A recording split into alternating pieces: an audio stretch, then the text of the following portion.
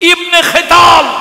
এই যুবক বন্ধুরা, তোমরা যারা নতুন করে দেশ স্বাধীন করেছো, এই কলিজা থেকে তোমাদের জন্য দোয়া করি। রাতের বেলায় শান্তিতে ঘুমাতে পারি নাই। ওই জালিম ওই পুলিশের কারণে, ওই লিডার ক্যাডারদের কারণে হাজার হাজার মায়ের সন্তান রাতের বেলায় ঘরে ঘুমাতে পারে নাই শান্তিতে। জোরে বলেন ঠিক কি? যুবকেরা, তোমাদের জন্য দোয়া করি। তবে একটা কথা মনে রাখবে, এই যুবক, মাফ করতে হবে, এটা নবীজির ধর্ম। তবে কিছু কিছু জালিম আছে, তাদেরকে মাফ করা যায় না। নবীজি ফতে মক্কার দিনে ইউসুফ আলাইহিস সালামের মতো, ইউসুফ আলাইহিস সালাম যেরকম ক্ষমতা পাইয়া ক্ষমতার সৎ ব্যবহার ভাইদেরকে করতে পারতেন, করলেন না। বললেন ভাইদেরকে, তোমরা আমাকে কুয়ায় ফেলেছিলে, আঘাত করেছিলে, আমাকে মিথ্যাবাদী বানিয়েছিলে, চোর বানিয়েছিলে, আমাকে কষ্ট দিয়েছিলে, আমাকে গোলাম হিসাবে পরিচয় করিয়ে দিয়েছিলে। অথচ তোমরাও যে বাপের সন্তান, আমি ওই বাপের সন্তান, আমার বিরুদ্ধে এতগুলো মিথ্যা প্রচার করেছিলে। আমার সব কথাগুলি হৃদয়ের মধ্যে গাঁথা আছে। আমি আজকে তোমাদেরকে ক্ষমা করে দিলাম, পিছনের জীবনের কথা ভুলে গেলাম। যুবকেরা, মুহাম্মদ রাসূলুল্লাহ মক্কা বিজয়ের দিনে ও কথাই বলেছিলেন, সবাইকে মাফ করে দিয়েছিলেন। তবে 6 জনকে নবীজি মাফ করে দেন নাই। তার মধ্যে ইবনে খেতাল একজন সাহাবী এসে বলল, ইয়া রাসূলুল্লাহ, হুজুর, আমরা তো ইবনে খেতালকে তালাশ করতেছিলাম, পাওয়া যায় নাই। আজকে হঠাৎ একজন নিজের চোখ দিয়ে দেখছে ইবনে খেতাল দৌড়ায় এসেছে, কাবার চত্বরে এসে কাবা ঘরের কাছে কাবার গিলাফের মধ্যে ঢুকে গেছে। কোথায় ঢুকে গেছে? কাবার গিলাফ দেখছেন আপনারা? কাবার গিলাফ দেখছেন আপনারা? এই কাবা ঘরের গিলাফের মধ্যে ঢুকে গেছে। বসেছিলেন, আল্লাহর নবী বসা থেকে দাঁড়িয়ে গেলেন। হাদিস, ফারাফা সাউতাহু, নবীজির আওয়াজকে নবীজি বড় করলেন। আল্লাহর নবী বলেন, ধর। সাহাবীরা বললেন, ইয়া রাসূলুল্লাহ, তারে যদি হত্যা করা হয়, রক্ত কাবার দেওয়ালে লাগুক। রহমতের নবী, মানবতার নবী, ভালোবাসার নবী, করুণার নবী, দয়ার নবী, মায়ার নবী বললেন, লাগুক, কাবার দেওয়ালে রক্ত লাগুক, ওই জায়গায় ওই জালিমকে।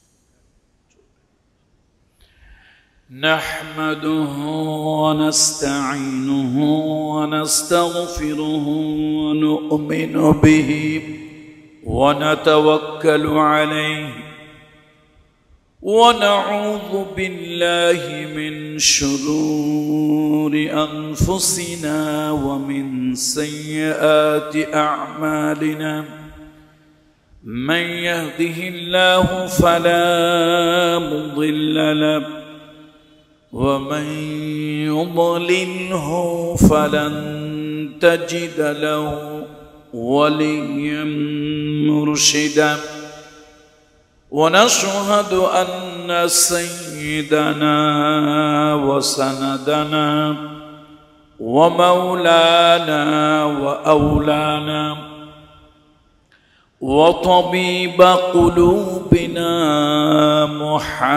محمد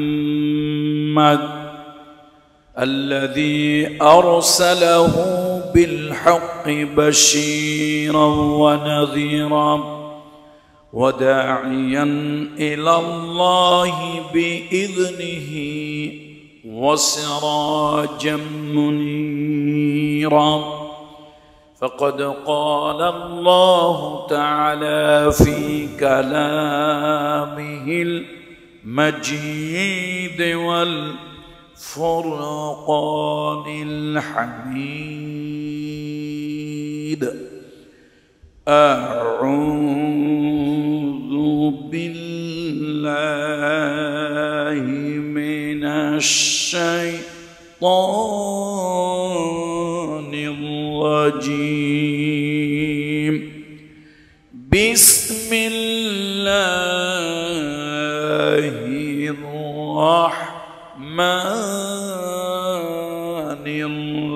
الرحيم يريدون أن يطفئوا نور الله بأفواههم ويأبى الله إلا أن يتم نوره ولو كره الكافرون هو الذي أرسل رسوله بالهدى ودين الحق ليظهره على الدين كله ولو كره المشركون آمنت بالله إن الله وملائكته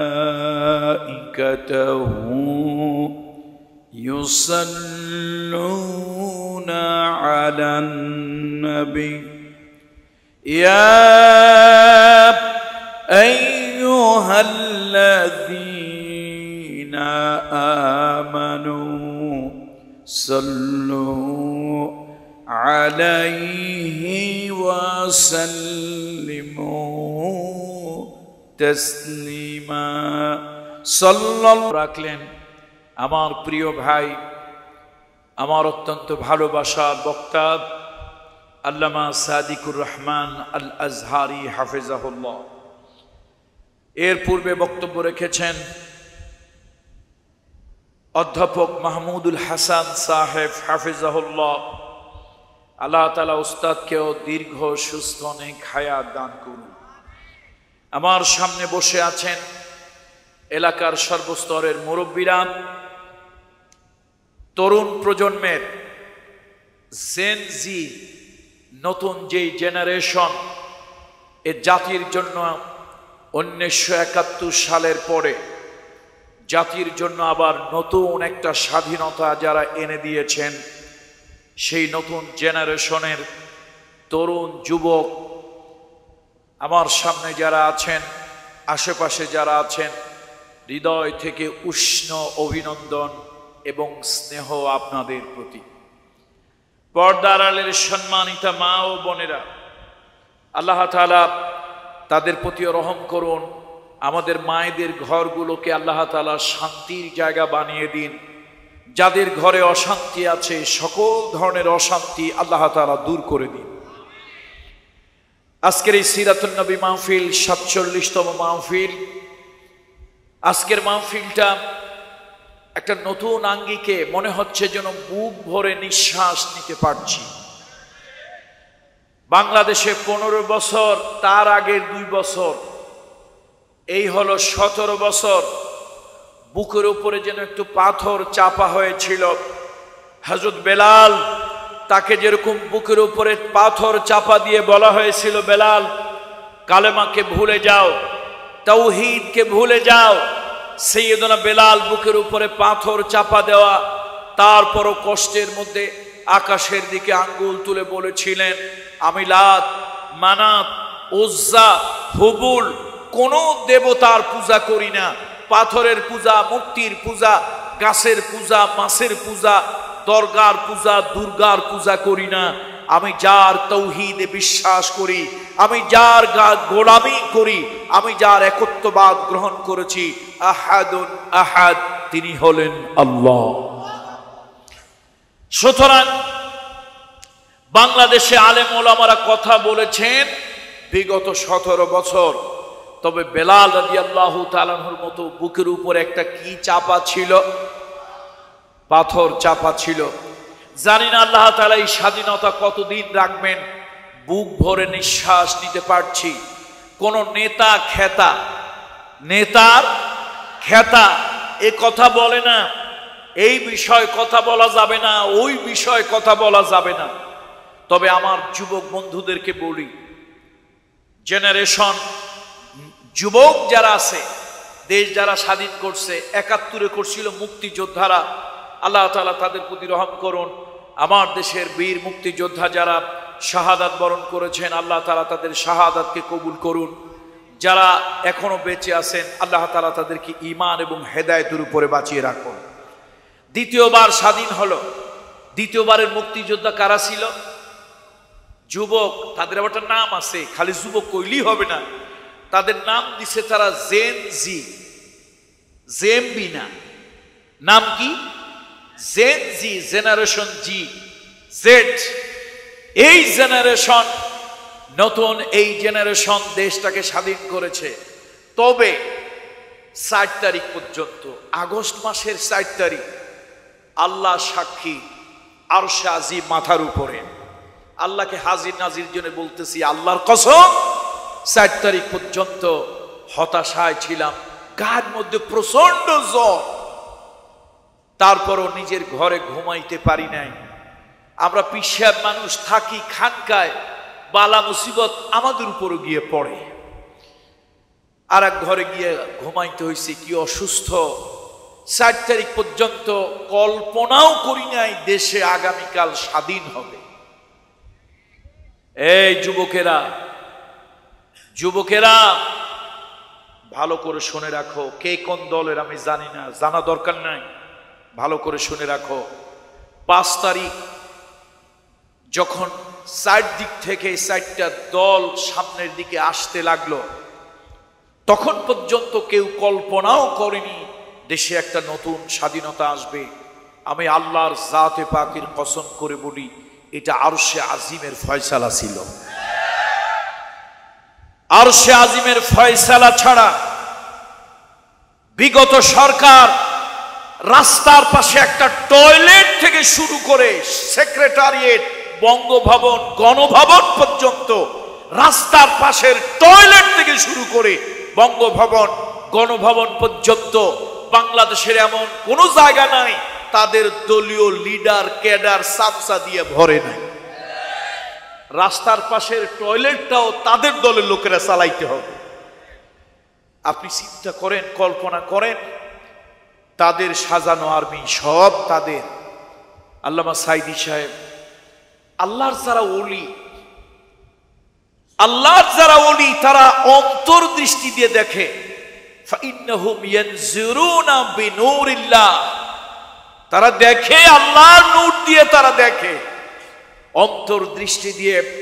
আল্লাহর এই ওলি, তিনি শুধু একজন মুফাসসির ছিলেন না, আল্লামা দেলওয়ার হোসেন সাইদি সাহেব তিনি নিয়মিত তাহাজ্জুদ গুজার একজন বড় মাপের আল্লাহর ওলি বুজুর্গ ছিলেন। তিনি আজ থেকে 20 বছর আগে বলেছিলেন, এ বাংলাদেশের মানুষ, আমি যেন বাংলাদেশের ভাগ্য আকাশে উত্তর পশ্চিম গগনে ঘন গাঢ় কালো অন্ধকার মেঘ দেখতে পাচ্ছি। তোমরা যদি সজাগ সচেতন ঐক্যবদ্ধ হয়ে মোকাবেলা করতে না পারো, এমন গাঢ় অন্ধকার আমাবস্যা আসবে যার সুবহে সাদিক হওয়ার কোনো সম্ভাবনা নাই। ওলি আল্লাহদের কথা, এটা এই চোখ দিয়ে দেখা কথা নয়, অন্তর্দৃষ্টি দিয়ে অনুভব করা কথা, সত্যি বাস্তব হয়েছিল। সুতরাং আমি যুবক ভাইদেরকে একটা কথা বলি, ছাত্র বন্ধুদেরকে একটা কথা বলি, বন্ধু তোমরা কষ্ট করেছো, শহীদ হয়েছো, রক্ত দিয়েছো, জেল খেটেছো, কিন্তু আমি আল্লাহর নামে কসম করে বলি, বিজয় তোমরা আনোনি, বিজয়টা আল্লাহর আরশ থেকে ফয়সালা হয়েছে।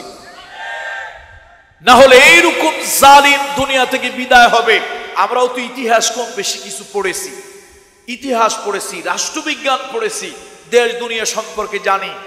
গত 1000 বছরের ইতিহাস, কত বছর? 1000 বছরের ইতিহাস যদি ঘাটাঘাটি করেন, সারা পৃথিবীতে 1000 বছরের ইতিহাস ঘাটলে গোটা পৃথিবীতে বিগত 1000 বছরের ভিতরে এরকম ঘটনা ঘটেনি যে দণ্ড প্রতাপের একটা সরকার টয়লেট থেকে শুরু করে সেক্রেটারিয়েট পর্যন্ত সব জায়গায় যাদের সামসা দালাল গোলাম নিযুক্ত, সেই সরকার পালিয়ে যাবে, পতন হবে। 300 পার্লামেন্টেরিয়ান, 300 পার্লামেন্টের সদস্য একযোগে পালিয়ে যাবে, 550 থানার ওসি একযোগে পালিয়ে যাবে। পুলিশ জনগণের কাছে নিজের জীবন রক্ষার জন্য ভিক্ষা চাইবে। পৃথিবীর ইতিহাসে 1000 বছরের ভিতরে এইরকম ঘটনা বাংলাদেশ ছাড়া পৃথিবীতে দ্বিতীয় আর একটা কোথাও ঘটে নাই। কত বছরের ভিতরে? কোন দেশে? কোন দেশে? বাংলাদেশে? সারা পৃথিবীতে কোন দেশে? কোন দেশে? সারা পৃথিবীতে। কত হাজার বছরের ভিতরে? 1000 বছরের ভিতরে এরকম ঘটনা ঘটেনি। 300 পার্লামেন্ট সদস্য একসাথে পালিয়েছে। জনগণ তাদের নিরাপত্তা দেবে পুলিশ। 1 সপ্তাহ 10 দিন পর্যন্ত পুলিশের থানাগুলি বন্ধ, গেট সিল গালা। তারা জীবনের ভয়ে, জীবনের নিরাপত্তায় বের হয়ে আসতে পারে না। আপনি মনে করছেন এই কাজ আপনি করছেন, এটা আরশের ফয়সালা ছাড়া হতেই পারে না। একটা দেশের প্রধানমন্ত্রী একটা স্বৈরাচারী, একটা অহংকারী। আল্লাহ তাআলা আজ থেকে 4000 বছর আগে দুনিয়াতে একটা পুরুষ ফেরাউন পাঠিয়েছিল। এই পৃথিবীতে আল্লাহ তাআলা একটা লেডি ফেরাউন, লেডিস ফেরাউন পাঠিয়েছিল, আর কোন দেশে নয়। সে দেশটার নাম হলো বাংলাদেশ। আপনারা জানেন না কত মায়ের চোখের পানি, কত মায়ের বরদোয়া, কত ইমাম আলেমদের বরদোয়া, কত মানুষের কান্না। রাসূলুল্লাহ সাল্লাল্লাহু আলাইহি ওয়াসাল্লামের 47তম সিরাত মাহফিলে বলতেছি, কান খুলে শোনেন। আল্লাহর হাবিব, হাবিবে কিবরিয়া রাসূলুল্লাহ সাল্লাল্লাহু আলাইহি ওয়াসাল্লাম মুআজ বিন জাবালকে মদিনার রাষ্ট্র গঠন করলেন। আল্লাহর হাবিব মুআজ বিন জাবালকে পাঠালেন ইয়ামানের দিকে। ইয়ামানে তাকে পাঠালেন। নবীজি যাওয়ার সময় দেখেন বিশ্ব নেতা, বিশ্ব নবী কাকে বলে, তার পিঠের উপরে, ঘাড়ের উপরে একটা হাত রেখেছেন। রহমতের নবী, আল্লাহু আকবার। রহমতের নবী তার সাহাবীর পিঠের উপরে, ঘাড়ের উপরে হাত রেখেছেন। তিনি সামনের দিকে হেঁটে যাচ্ছেন, রাসূলুল্লাহ তার সাথে হেঁটে যাচ্ছে। আল্লাহ নবী তাকে বিদায় দেওয়ার সময় রাসূলুল্লাহ বললেন, ইয়া মুআজ, ইয়া মুআজ, ইত্তাকু দাওয়াতাল মাজলুম, ইত্তাকু দাওয়াতাল মাজলুম, ফাইন্না লাইসা বাইনাহু ওয়া বাইনাল্লাহি হিজাব। এ মুআজ, এ মুআজ, আমি তোমার একটা দেশে পাঠাচ্ছি। ওই দেশে তুমি প্রধানমন্ত্রী হবে, ওই দেশে তুমি দায়ী ইলাল্লাহর ভূমিকা পালন করবে, ওই দেশে তুমি বিচারকের ভূমিকা পালন করবে, ওই দেশে তুমি শাসক হবে। খবরদার, শাসন কার্য, বিচার কার্য পরিচালনা করতে গিয়ে কোনো মানুষের উপরে জুলম করবে না, অন্যায় করবে না, অবিচার করবে না, নিষ্ঠুর পৈশাচিক আচরণ করবে না। ওই গরিব মানুষটা, ওই অসহায় মানুষটা, ওই নিগৃহীত মানুষটা তোমার বিরুদ্ধে অস্ত্র ধরতে পারবে না, তোমার বিরুদ্ধে লাঠি ধরতে পারবে না। তবে তোমার বিরুদ্ধে যদি 2 চোখের পানি ছেড়ে দেয়, যায় নামাজে আল্লাহ বলে একটা ডাক দেয়, আল্লাহর সাথে ওই ডাকের মধ্যে মাঝখানে কোনো পর্দা থাকবে না। আমার পেকুয়ার মুরব্বী বাপসিরা, আমার পেকুয়ার যুবকেরা, আল্লাহর জাতে পাকের কসম করে বলি, আল্লাহর ইজ্জত ও জালালের কসম করে বলি, পৃথিবীতে একটা গুনাহ বড় ভয়াবহ, একটা গুনাহ বড় ভয়াবহ, যার নাম হলো জুলম।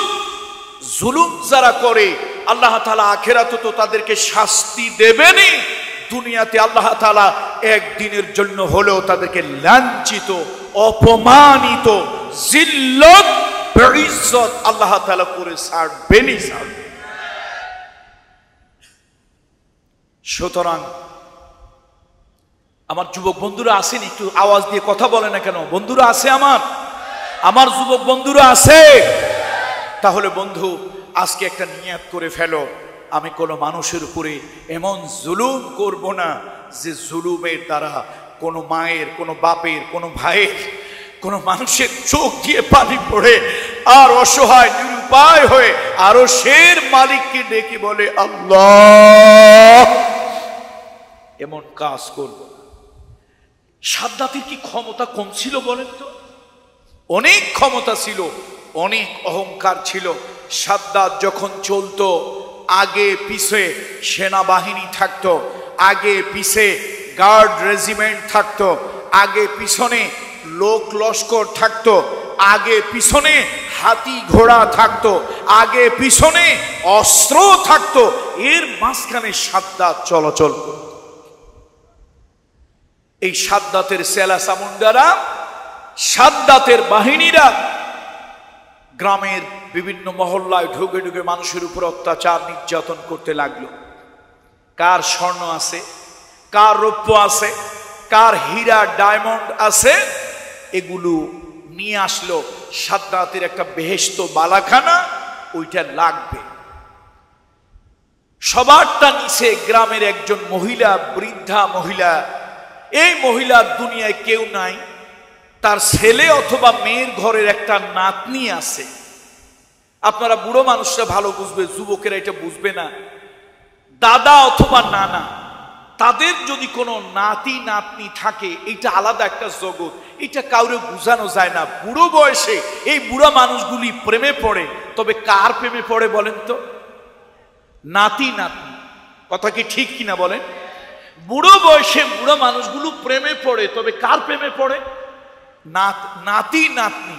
ছেলের ঘরে হোক, মেয়ের ঘরে হোক, বুড়ো বয়সে একটু বুকে জড়িয়ে না ধরলে ভালো লাগে না, একটু অন্তরে না দেখলে ভালো লাগে না। এই বুড়ো বয়সে ছোট ছোট বাচ্চাদের মুখের তোতা পাখির মতো, টিয়া পাখির মতো কথাগুলি না শুনলে দাদা নানার শান্তি লাগে না, দাদি নানির মনে শান্তি লাগে না, ভালো লাগে না। এই মহিলা দুনিয়ায় তার কেউ নাই, ছেলের ঘরে অথবা মেয়ের ঘরে আছে একটা নাতনি। সামান্য একটু স্বর্ণ রেখে দিয়েছিল। এই নাতনিটা বড় হলে সে নাতনিটাকে তিনি যখন বিয়ে দেবে, ওই স্বর্ণ দিয়া ছোট্ট একটু অলংকার তৈরি করে, অর্নামেন্টস, এই অলংকারটুকু ওই নাতনির গলায় পরাবেন। কেমন লাগে তিনি তাকিয়ে তাকিয়ে দেখবেন। মসজিদে জুমার দিন জুমার নামাজ পড়তে গেছেন, একজনের ছেলে হয়েছে, খুশিতে মসজিদে 20 কেজি জিলাপি পাঠাইছে। ছেলে হয়েছে, 20 কেজি জিলাপি দিয়েছে মসজিদে খুশি হইয়া। সবাই জিলাপি নেয়, খায়, দাদায় খায় না। দাদায় জিলাপি নিয়ে 250 টাকা, 500 টাকা, 1000 টাকার পাঞ্জাবির পকেটে ভরে, চুরি করে কেউ যেন না দেখে লুকাইয়া পকেটে ভরছে, বাড়ি আনছে। এরপরে নাতি বা নাতনির হাতে দিয়েছে। নাতনি নাতি মজা করে খায়, দাদায় জিব্বা চাটে। দাদি জিজ্ঞেস করে, ব্যাপার কি, তুমি জিব্বা চাটো কেন? কয়, আমার নাতনি নাতি খায়, আমার কাছে মজা লাগে। কথা কি দাদা নানারা সত্য না মিথ্যা? খায় নাতিতে, নাতনিতে মজা লাগে কার কাছে? দাদার কাছে, নানার কাছে। আল্লাহ বলেন না আমার সাথে, আল্লাহ। একটু আবেগ নিয়ে ডাক দেন না, আল্লাহ। যাদের দাদা আছে, নানা আছে, নেক হায়াত, সুস্থ হায়াত দান করো, অসুস্থতা থেকে মুক্ত করো, ইজ্জতের সাথে বাঁচিয়ে রাখো। মৃত্যু যখন আসবে ঈমানের হালাতে খাতিমা বিল খাইর নসিব করে দিও। বুড়ি সামান্য একটু স্বর্ণ রেখেছিল।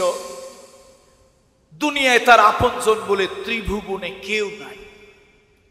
একটা ছোট্ট নাতনি আছে, এতিম।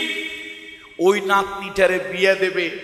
এই স্বর্ণটুকু সেই নাতনির গলায়, তার গায়ে, শরীরে দেবে। কেমন লাগে বুড়ি দেখে, মনের একটা শান্তি, তৃপ্তি, মজা পাবে।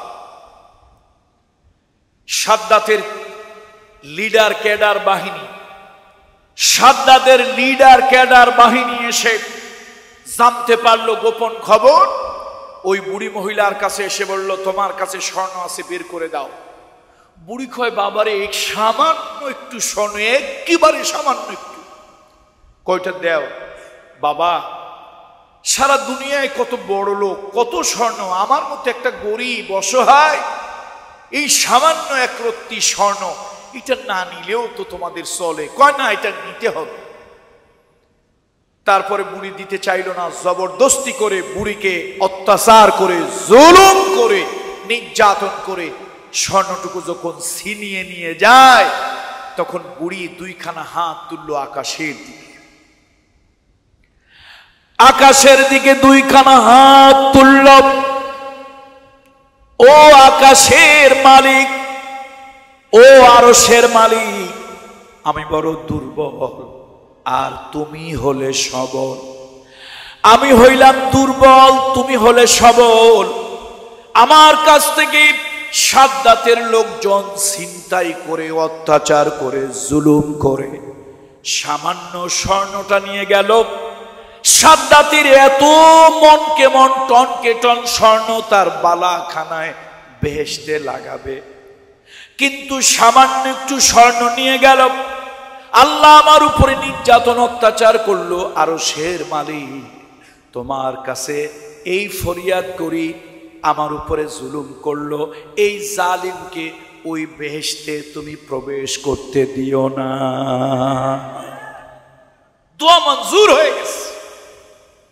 এই জন্য একটা হাদিসের মধ্যে আসছে, আমরা অনেক সময় দোয়া করি, এই মুরব্বীরা বলেন দোয়া করি কিনা, তো দোয়া করছি, দোয়া কবুল হয় নাই। হাদিসের মধ্যে আসছে দোয়া করছি, দোয়া কবুল হয় নাই।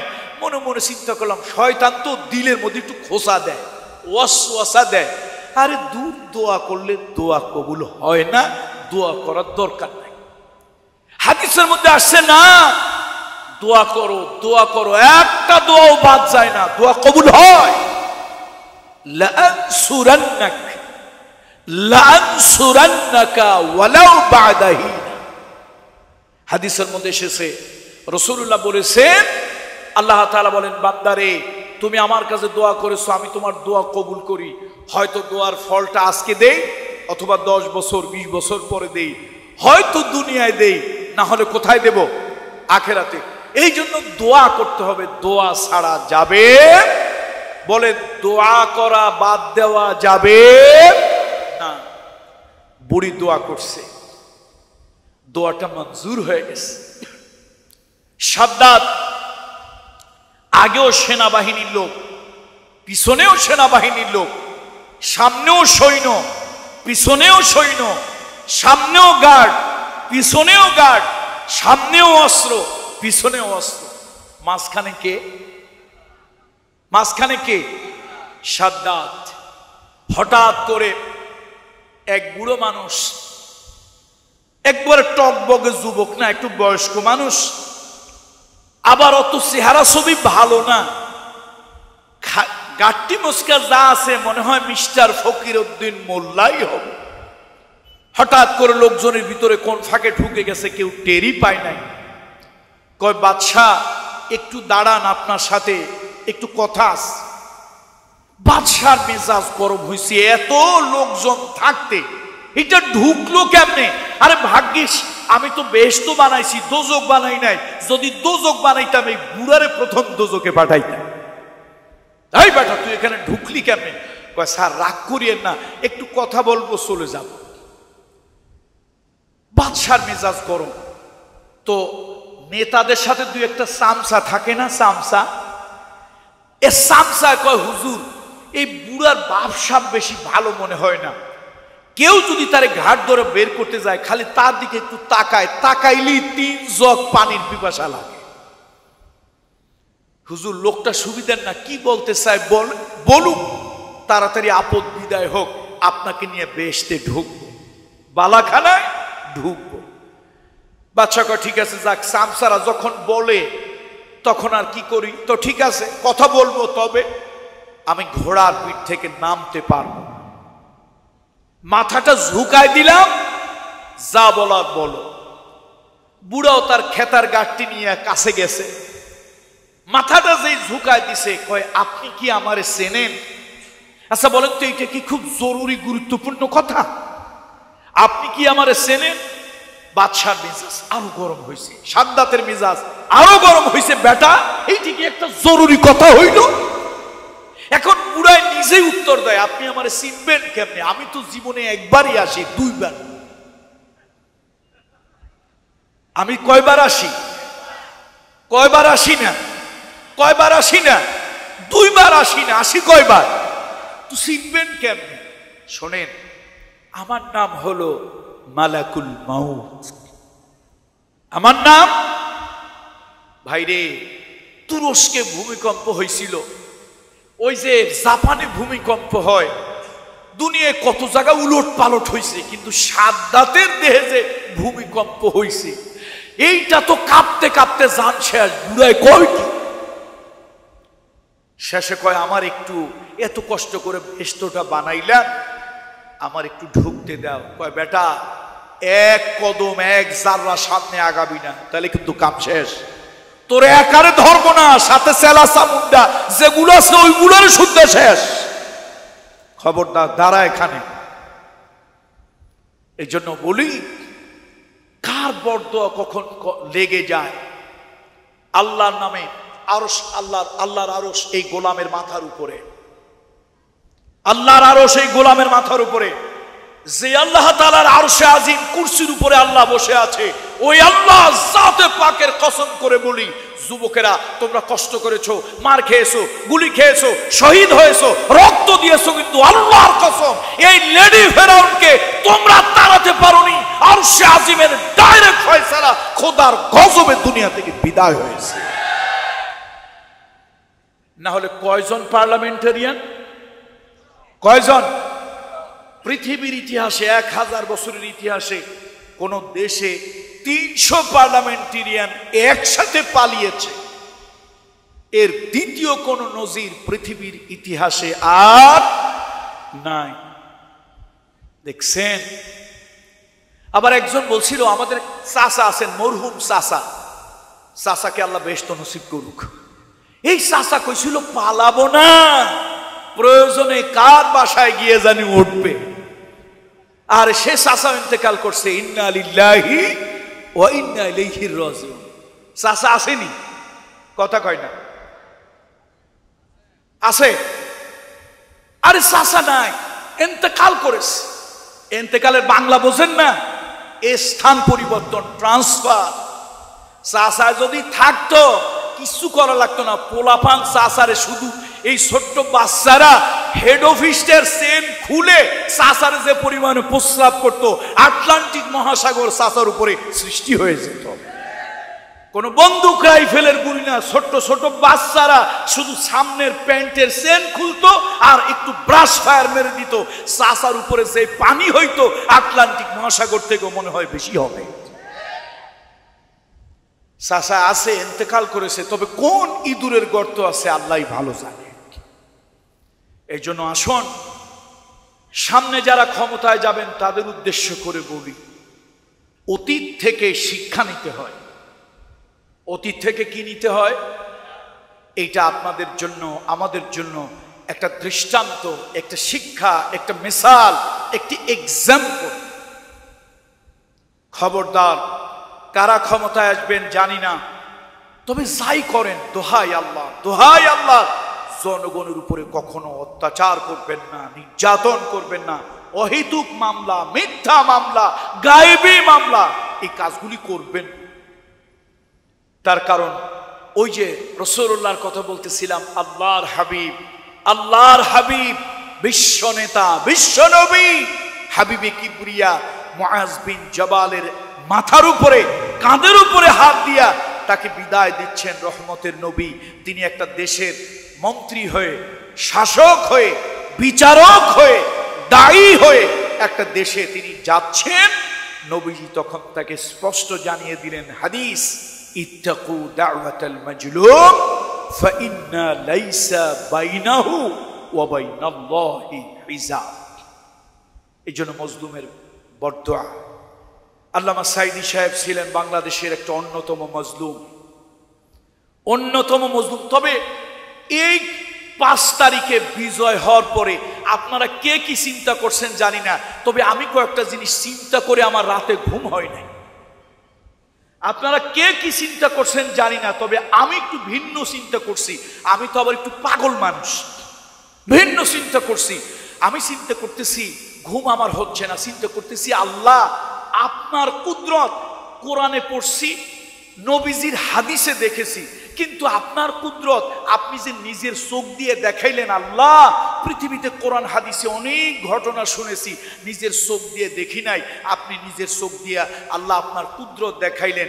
দেখেন, শাহবাগের মোড়ে কয়েকজন নিরপরাধ মানুষ, তাদের একটা অপরাধ আছে, তাদের একটা অপরাধ আছে। কোরআন বলেছে অপরাধটা, ওয়ামা নাকামু মিনহুম ইল্লা আন ইউমিনু বিল্লাহিল আজিজিল হামিদ।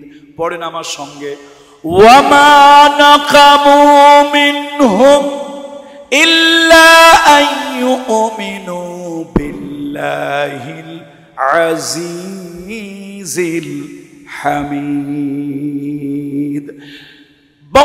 জালিম বাদশাহ, সেই জালিম বাদশাহ দেশের যুবকদেরকে, আলহামদুলিল্লাহ, উস্তাদুনা সৈয়দুনা আমাদের শেখুনা, আমাদের মাথার তাজ, আজকের মাহফিলের সভাপতি মহোদয়, আমাদের দুইজন শ্রদ্ধাভাজন সভাপতির সর্বজন শ্রদ্ধেয় আমাদের উস্তাদুনাল আসাতিজা উস্তাদুনাল মুকাররম হযরত মাওলানা বদিরুল আলম জেহাদি সাহেব হাফিজাহুল্লাহ এসেছেন। আল্লাহ তাআলা আমাদের উস্তাদকে সুস্থ নেক হায়াত দান করুন। বন্ধুরা আমার, সূরা বুরুজের ভিতরে আল্লাহ তাআলা বলতেছেন, বাদশাহ যুবকদেরকে আগুনের মধ্যে পোড়ায় পোড়ায় মারতেছিল। কারণ কি? কারণ হলো একটা ছেলে দ্বীনের প্রতি দাওয়াত দিয়েছিল, তাওহীদের, এক আল্লাহর একত্ববাদের দাওয়াত দিয়েছিল।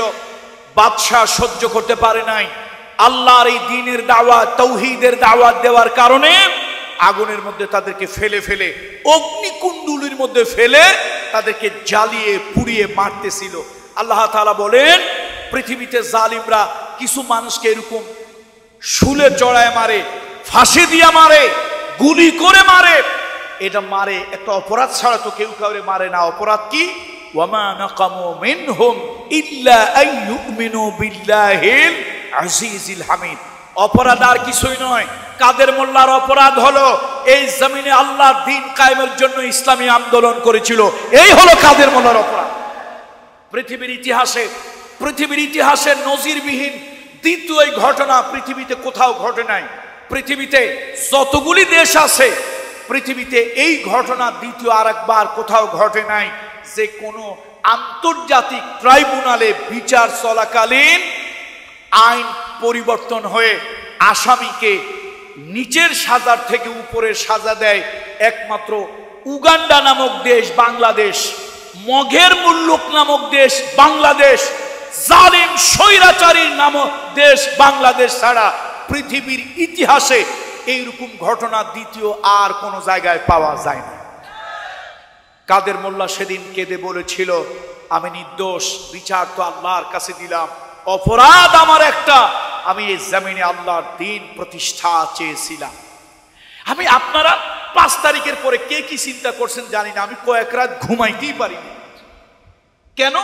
আমি কয়েকটা জিনিস চিন্তা আসতেছে আমার মাথার মধ্যে। আল্লাহ, তুমি কোরআনে পড়ছি, তোমার নবীর হাদিসে পড়ছি, তুমি অনেক ঘটনা পৃথিবীতে ঘটিয়েছো, 1000 বছর 4000 5000 10,000 বছর আগের কথা দেখি নাই।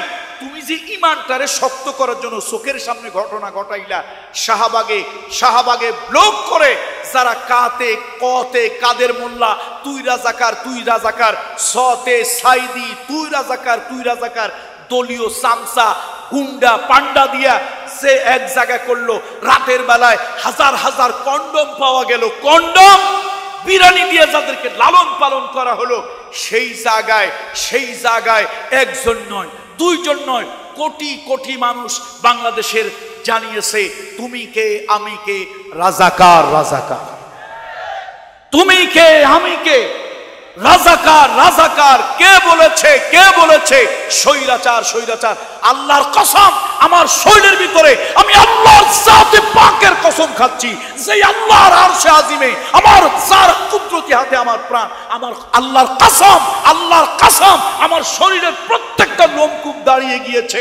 আল্লাহ, এইরকম ঘটনা পৃথিবীতে কখনো ঘটেছে কিনা? একজন নিরীহ মানুষ তার চোখের পানি পড়েছিল, একজন মাজলুম চোখের পানি পড়েছিল। তিনি বলেছেন, আমি বামপন্থী রাজনীতি ছাত্র ইউনিয়ন করতাম, কিন্তু আমি কোরআনের দাওয়াত পেয়ে কোরআনের ছায়াতলে আসলাম। তারে বানায় দিল রাজাকার, যে মুক্তিযোদ্ধার ট্রেনিং নিয়েছিল সেই মানুষটার জবরদস্তি করে রাজাকার, প্রথম তার হলো যাবজ্জীবন, এরপরে তাকে আইন পরিবর্তন করে ট্রাইব্যুনালে দেয়া হলো ফাঁসি। আল্লাহ তোমার কি কুদরত, যারা তারে রাজাকার সাজাইলো, আল্লাহ কোটি জনতার মুখে তাদের স্লোগান তুমি কে আমি কে, রাজাকার রাজাকার, কে বলেছে স্বৈরাচার স্বৈরাচার। আপনি এগুলো নিয়ে চিন্তা করবেন না, খালি খান আর ঘুমান। এরপরে আমার মাথার মধ্যে চিন্তা ঢুকলো, আল্লাহ সাইদি সাহেব নিঃসন্দেহে একজন আল্লাহর ওলি বুজুর্গ ছিলেন। গত হজের সফরে সাইদি সাহেব হুজুরকে প্রথম জীবনে খিদমত করেছে। সাইদি সাহেব হুজুরের প্রথম জীবনে হুজুরের সাথে এক বিছানে ঘুমিয়েছে। এরকম একজন আলেম, দুইজন আলেমের সাথে আমার সাক্ষাৎ হলো। আমাকে এত স্নেহ আদর করেন, জানি না বাংলাদেশে ওরকম কোন আলেম ওলামাদেরকে এত ভালোবাসেন কিনা। আমাকে খুব ভালোবাসেন, আমি তাদেরকে দুজনকেই বড় ভাই বলি, তারা আমাকে ছোট ভাই বলে। প্রসঙ্গক্রমে চোখে টলটল পানি বললেন, আলেম তো অনেক দেখেছি। সাইদি সাহেবের কথা বললেন, রাতের বেলায় ওয়াজ করে আমরা এক জায়গা নাই, তখন তো আর পরিবেশ পরিস্থিতি ওরকম ছিল না। এক খাটে এক বিছানে শুয়ে গেছি হুজুরের সাথে, হুজুর শুয়ে আছেন, আমরাও শুয়ে আছি। অল্প বয়স্ক চ্যাংড়া মানুষ, ছেলে মানুষ। গভীর রাত্রে হঠাৎ ঘুম ভেঙেছে, দেখতেছি সাইদি সাহেব হুজুর জায় নামাজ বিছে গুনগুন গুনগুন রবে সেজদায় পড়ে কাঁদতেছে। উনি বললেন আমরা খাদেম, কখনো আলাদা বিছানে কখনো এক বিছানে হুজুরের সাথে শুয়েছি। বাস্তব সাক্ষী, হুজুর তাহাজ্জুদের নামাজ ছাড়েন নাই। সেই রকম একজন আল্লাহর ওলিকে মিথ্যা তুমি জড়িয়ে দিয়ে তাকে একটা দেলোয়ার রাজাকারকে দেলোয়ার হোসেন সাইদি বানিয়ে দিলে, তার বিরুদ্ধে অসম্মান করার জন্য, অপমান করার জন্য তাকে যারা জিল্লত করলো, আল্লাহ আপনার কি বিচার? আন্তর্জাতিক অপরাধ ট্রাইব্যুনালে তারে মিথ্যা রাজাকারকে দেলোয়ার হোসেন সাইদি বানিয়ে দিল। আল্লাহর কি কুদরত! সেই ট্রাইব্যুনালে বাংলাদেশের লেডি ফেরাউনের বিরুদ্ধে যে মামলা হয়েছে, ওই আদালতের প্রসিকিউটর বলেছে সাইদি সাহেবকে মিথ্যা ডকুমেন্টস দিয়ে, মিথ্যা ব্যাকগ্রাউন্ডে তাকে যাবজ্জীবন মৃত্যু কারাদণ্ড দেওয়া হয়েছে। আমার হাতে যে ডকুমেন্টস এসেছে এই পর্যন্ত, যে লেডি ফেরাউনের বিরুদ্ধে যে মামলা হয়েছে, আমার হাতে যে ডকুমেন্টস এসেছে, আমি একজন আইনজীবী হিসাবে এক জাবলা পরিমাণে মিথ্যার আশ্রয় নেব না। অন্তত ওরে 1000 বার ফাঁসি দেওয়া যায়। কতবার ফাঁসি দেওয়া যায়? কোন মিথ্যার আশ্রয় নেব না। আমার কাছে যে ডকুমেন্টস গণহত্যার এসেছে, সেই ডকুমেন্টস দিয়ে তাকে 1000 বার ফাঁসি দেওয়া যায়। আমার শরীরের লোমকূপ দাঁড়িয়ে যাচ্ছে। আপনারা চিন্তা করেন দুনিয়া নিয়ে, কেড়ে ধরবেন, কারে মারবেন, কি করবেন। আমার মাথার মধ্যে চিন্তা ঘুরতেছে, আল্লাহ শুধু কোরআনে পড়লাম, হাদিসে পড়লাম, শুনলাম, তুমি যে বাস্তবে কিছু জিনিস দেখাবা এটা তো কোনোদিন কল্পনা করি নাই। তুমি যে গোলামের ঈমানকে বাড়িয়ে দিলে, তুমি যে কুদরত খাটালে, যেই ট্রাইব্যুনালে আল্লাহর ওলিকে মিথ্যা সাব্যস্ত করা হলো, সেই ট্রাইব্যুনালে এক ঘসেটি বেগমের নামে এক লেডি মহিলা ফেরাউনের নামে মামলা হলো। কোন মিথ্যার আশ্রয় ছাড়া মামলার ব্যাকগ্রাউন্ড যা আছে, মামলার ডকুমেন্টস কাগজপত্র যা আছে, তাই দিয়ে কম করে হলো কতবার তারে ফাঁসি দেওয়া যায়? চিন্তা করছেন? আপনারা বলেন আল্লাহ নাই। এ যুবকেরা, নামাজ ছাড়িও না ভাই, কলজার টুকরা যুবকেরা। এগুলা তোমরা মাঠে নেমেছো, গুলি খেয়েছো, চোখ হারিয়েছো, হাত হারিয়েছো, শহীদ হয়েছো। আমি অস্বীকার করছি না, তোমাদের অবদানকে অস্বীকার করছি না, দোয়া করি তোমাদের জন্য। কিন্তু আল্লাহর কসম, তোমরা তোমাদের শক্তি দিয়ে পারো নাই। এটা আরশে আজিমের সাহায্যে হয়েছে। আসুন, আল্লাহ তাআলা আমাদেরকে যে দিন দিয়েছেন, সেদিন মার খাওয়ার জন্য নয়, সেদিন মার খাওয়ার জন্য নয়, বিজয় হওয়ার জন্য। আজকের এই সিরাত প্রোগ্রামে সামান্যতম কিছু কথা সে বিষয়ে আমি রাখব। আল্লাহ তাআলা বলেন, হুয়াল হুয়াল্লাযী আরসালা রাসূলাহু বিল হুদা ওয়া দীনিল হক লিইয়ুযহিরাহু আলাদ-দীনি কুল্লিহি ওয়ালাউ কারিহাল মুশরিকুন। আল্লাহ তাআলা বলেন আল্লাহ সেই মহান প্রভু যিনি তার হাবিব মুহাম্মদুর রাসূলুল্লাহ সাল্লাল্লাহু আলাইহি ওয়াসাল্লামকে এই দুনিয়ার মধ্যে পাঠিয়েছেন দ্বীনে হক সত্য বিধান দিয়ে পাঠিয়েছেন। দ্বীনে হক সত্য বিধান দিয়ে আল্লাহ তাআলা পাঠিয়েছেন। কেন পাঠিয়েছেন? লিইয়ুযহিরাহু, এই জন্য পাঠিয়েছেন এই দ্বীনকে যেন তিনি জাহির করতে পারেন, বিজয়ী করতে পারেন। অন্য যত দ্বীন আছে, অন্য যত জীবন ব্যবস্থা আছে, সব কিছুর উপরে এই দ্বীনকে যেন বিজয়ী করতে পারেন। আল্লাহ তাআলা তার হাবিবকে এই জন্য দুনিয়ায় পাঠিয়েছে। ও আমার পেকুয়ার ভাইরা, ও পেকুয়ার মুসলমান, বাংলাদেশে আমি যত জায়গায় মাহফিলে যাই, বাংলাদেশের যত জায়গায় মাহফিলে যাই, পেকুয়া হলো মাহফিলের রাজধানী। এই পেকুয়া হলো মাহফিলের রাজধানী। এখানের মানুষেরা হাজার হাজার লক্ষ লক্ষ টাকা ব্যয় করে দ্বীনের মাহফিল, কোরআনের মাহফিল করে। আমার ভাইদেরকে বলি, শুধু মাহফিল করার জন্য ইসলাম দুনিয়া আসে নাই। ইসলাম এসেছে বাতিল মতবাদের উপরে বিজয়ী হওয়ার জন্য। ইসলাম কি হিসাবে এসেছে? বিজয় হওয়ার জন্য এসেছে। ইসলাম বিজয়ী হওয়া দরকার আছে না নাই? অন্তত ইসলামের পক্ষের লোকও যদি হয় তাও তো কিছু চলে, না হলে দেশে জুলুম বেড়ে যায়। বন্ধুরা আমার, ছোট্ট একজন আলেম রফিকুল ইসলাম মাদানী আকাশের দিকে চিৎকার করে কেঁদে বলেছিল, আমরা তো হাউন আঙ্কেলকে পাই নাই। হাউন আঙ্কেলকে পাইছি, এই শালার পুতুরে পাইলে গালি দিয়েই বললাম, ওরে পাইলে ওরে মারা উচিত না, মারা উচিত না। যেহেতু পুরুষের সতর হলো কোন পর্যন্ত? নাভি থেকে হাঁটু পর্যন্ত। ওরে উপরের দিকে ঠ্যাং, নিচের দিকে মাথা, সারা শরীর ল্যাংটা, শুধু ওর হেড অফিস যেন দেখা না যায়, ওর AK-47 রাইফেল যেন দেখা না যায়, 3 ইঞ্চি রাইফেল যেন দেখা না যায়। ওরে 3/4 প্যান্ট পরাইয়া ওরে চিটাগং অথবা ঢাকার লক্ষ কোটি জনতার মোড়ে রেখে এমন জুতা পেটা ওরে করতে হবে, তাও দামি জুতা না, বাটার জুতা অথবা অ্যাপেক্সের জুতা হইলে জুতা বেইজ্জত হবে। ওরে রাস্তায় পড়ে থাকা জুতা দিয়ে এইরকম পিটানো দরকার, ও যেন অন্তত 20 বছর যদি বেঁচে থাকে ওর বাপের নাম কি এটা যেন মনে করতে না পারে।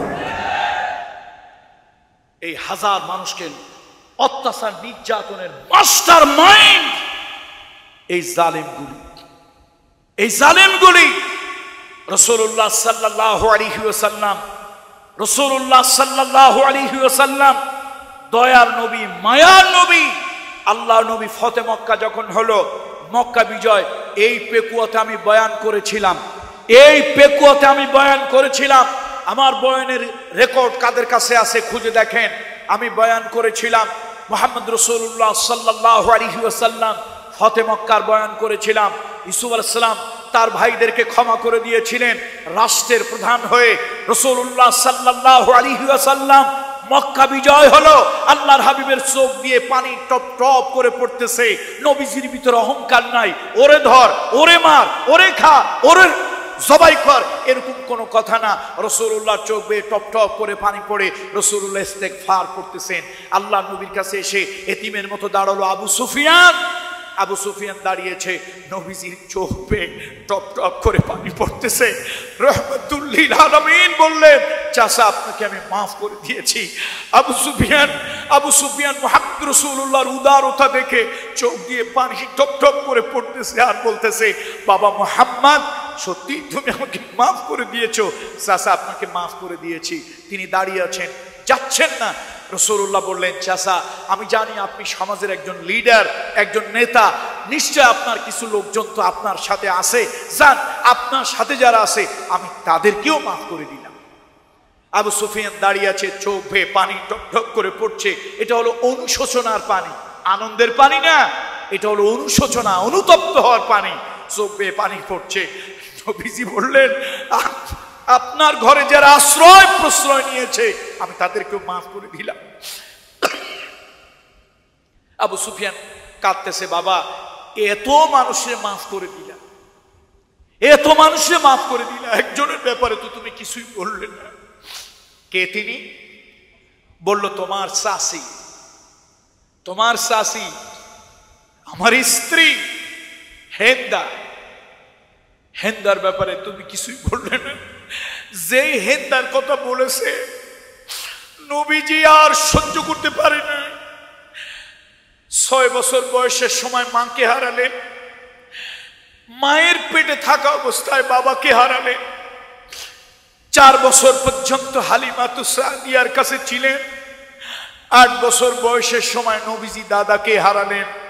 আরে এতিম কারে বলে? মায়ের পেটের একটা ভাই নাই, একটা বোন নাই। অসুস্থ হইলে নবীজির গায়ে একটু কম্বল দেওয়ার কেউ নাই। নবীজি অসুস্থ হলে এক পেয়ালা পানি ঢেলে দেওয়ার আপনজন কেউ নাই। মুহাম্মদ রাসূলুল্লাহর মনের মধ্যে কি জ্বালা, কি কষ্ট চিন্তা করেন তো। আপনার বাবা নাই, মা নাই, মায়ের পেটের একটা ভাই নাই, বোন নাই, ত্রিভুবনে আপনার আপন বলে কেউ নাই, চুলায় আগুন জ্বলে না, আপনার ঘরে কোনো রান্না বান্না হয় না, আপনার তো আপন বলে কেউ নাই। মনে কেমন লাগবে? লোকেরা বলতো, মুহাম্মদ পড়েন সাল্লাল্লাহু আলাইহি ওয়াসাল্লাম, তোমার আব্বারে তো তুমি দেখো নাই। ও মুহাম্মদ, তোমার আব্বারে যদি তুমি দেখতে চাও, তোমার যে চাচারা আছে 10 ভাইয়ের এক ভাই তো মারা গেল, তোমার এই 9 চাচাদের ভিতরে তোমার একজন চাচা আছে আমির হামজা ইবনে আব্দুল মুত্তালিব। এই চাচার দিকে দেখো, তোমার বাপের হুবহু চেহারা। তোমার বাপের নাকটা যেমন, তোমার চাচার নাকটা এরকম। তোমার বাপের চোখটা যেরকম, তোমার চাচা আমির হামজার চোখটা ওরকম। তোমার আব্বার চেহারা কাটিং কুটিং ঢক যেরকম, তোমার চাচা আমির হামজার ঢকটা ওরকম। নবীজি এ কথা শুনে মাঝে মাঝে দিলের মধ্যে যখন ঝড় উঠত, দিলের ভিতরে যখন ঝড় উঠত, বাবার জন্য মায়ের জন্য মনটা খারাপ লাগতো, তখন চাচা আমির হামজার দিকে তাকিয়ে থাকতেন। নবীজির চোখ বেয়ে টপ টপ করে পানি পড়তো, মনের মধ্যে একটা ঝড় বইতে থাকতো, সাইমু মরু ঝড় বইতো। নবীজি মনে মনে ভাবতেন, সবার কথা অনুযায়ী আমার বাপ বেঁচে থাকলে কার মতো দেখতে, কার মতো দেখতে? আমার চাচা আমির হামজার মতো দেখতে। এই জন্য নবীজি চাচা আমির হামজাকে একটু আলাদা ভালোবাসতেন। এই ভাতিজারে খুশি করার জন্য চাচা আমির হামজা কালেমা পড়েছিল। যখন আবু সুফিয়ান বলল, বাবা তুমি আমাকে মাফ করে দিয়েছো, আমি একজন সমাজের নেতা, আমার অধীনস্থ লোকদেরকে মাফ করে দিয়েছো, আমার ঘরে যারা আশ্রয় নিয়েছে তাদেরকে মাফ করে দিয়েছো, বাবা আমার স্ত্রী তোমার শাসি হেন্দার ব্যাপারে তো তুমি কিছু বললে না। নবীজির কলিজার মধ্যে যেন ছুরির আঘাত লেগেছে। রহমতের নবীর চোখ দিয়ে যেন বন্যার পানি শুরু হয়েছে। আল্লাহর নবীর কলিজাটা ফেটে যেন চৌচির হয়ে যাচ্ছে। নবীজি এত কষ্টের পর ধৈর্য ধারণ করলেন। রহমতে নবী ধৈর্য ধারণ করে বললেন, চাচা আমি পিছনের সব কথা ভুলে গেলাম, আমি তাকেও মাফ করে দিলাম। তাকেও কি করে দিয়েছি? ওহাসিকে মাফ করে দিয়েছি। তবে আমার একটা অনুরোধ, আমাকে আল্লাহ যতদিন বাঁচিয়ে রাখে তারা যেন আমার চোখের সামনে এসে না বসে। আমার দরবারে আসলে আমার পিছনে বসবে, আমার সামনে যদি বসে তাদের চেহারার দিকে তাকাইলেই যদি আমার আব্বার কথা, আব্বার হুবহু চেহারা, আমার চাচা আমির হামজার কথাটা মনে পড়ে, আমি সহ্য করতে পারবো না। হয়তো আমি বরদোয়া দেব না, কিন্তু আমি রহমতের নবী, আমার মুখ থেকে দিল থেকে কোনো বরদোয়া বের হয়ে যেতে পারে। সেই দিনেও নবীজি 6 জন লোককে মাফ করেন নাই। কয়জন লোকরে মাফ করেন নাই? তার মধ্যে একজন হলো ইবনে খেতাল। ইবনে খেতাল, এই যুবক বন্ধুরা, তোমরা যারা নতুন করে দেশ স্বাধীন করেছো, এই কলিজা থেকে তোমাদের জন্য দোয়া করি। রাতের বেলায় শান্তিতে ঘুমাতে পারি নাই। ওই জালিম, ওই জালিম, ওই পুলিশের কারণে, ওই লিডার ক্যাডারদের কারণে হাজার হাজার মায়ের সন্তান রাতের বেলায় ঘরে ঘুমাতে পারে নাই শান্তিতে। জোরে বলেন ঠিক কি? যুবকেরা তোমাদের জন্য দোয়া করি। দোয়া করি। তবে একটা কথা মনে রাখবে, এই যুবক, মাফ করতে হবে, এটা নবীজির ধর্ম। তবে কিছু কিছু জালিম আছে, তাদেরকে মাফ করা যায় না। নবীজি ফতে মক্কার দিনে ইউসুফ আলাইহিস সালামের মতো, ইউসুফ আলাইহিস সালাম যেরকম ক্ষমতা পাইয়া ক্ষমতার সৎ ব্যবহার ভাইদেরকে করতে পারতেন, করলেন না। বললেন ভাইদেরকে, তোমরা আমাকে কুয়ায় ফেলেছিলে, আঘাত করেছিলে, আমাকে মিথ্যাবাদী বানিয়েছিলে, চোর বানিয়েছিলে, আমাকে কষ্ট দিয়েছিলে, আমাকে গোলাম হিসাবে পরিচয় করিয়ে দিয়েছিলে।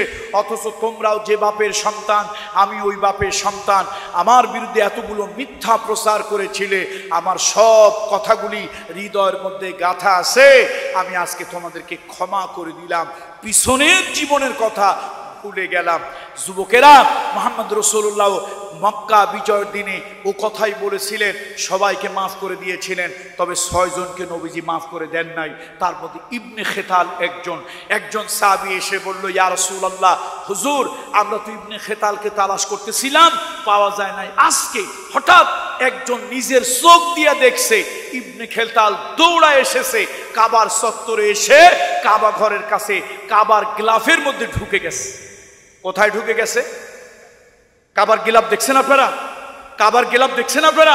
এই কাবা ঘরের গিলাফের মধ্যে ঢুকে গেছে। বসেছিলেন, আল্লাহর নবী বসা থেকে দাঁড়িয়ে গেলেন। হাদিস, ফারাফা সাউতাহু, ফারাফা সাউতাহু, নবীজির আওয়াজকে নবীজি বড় করলেন। আল্লাহর নবী বলেন, ধর ধর ওরে ধর। সাহাবীরা বললেন, ইয়া রাসূলুল্লাহ, তার যদি হত্যা করা হয়, রক্ত কাবার দেওয়ালে লাগুক। রহমতের নবী, মানবতার নবী, ভালোবাসার নবী, করুণার নবী, দয়ার নবী, মায়ার নবী বললেন, লাগুক, কাবার দেওয়ালে রক্ত লাগুক, ওই জায়গায় ওই জালিমকে।